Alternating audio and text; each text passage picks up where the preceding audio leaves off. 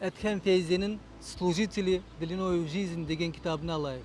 Mesela bu kitapta meraklısı ne var iken degende pek güzel sual. Bu sualge böyle cevap olma mümkün. Bu yazıcı çok sallarında profesyonel şekilde Kırım Tatarların ekonomikası hakkında yaza. Böyle bir kısa bir faktını aytayım. Yazıcı öz röportajlarında 18. 19. senelerinde Kırım Tatar Milli Bank'ın açılganı hakkında laf ete. Ve bu bankta bütün koydeşlerin paralarının saklanmasını teklif etti de zenginlerinden birisi gelip de bu banka 1 milyondan ziyade para koyganını da bir fakt olarak ayta.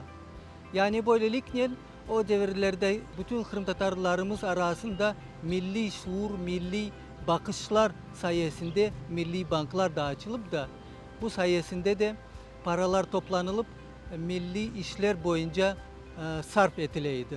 Bu bank Ahmet'te açılganıdı.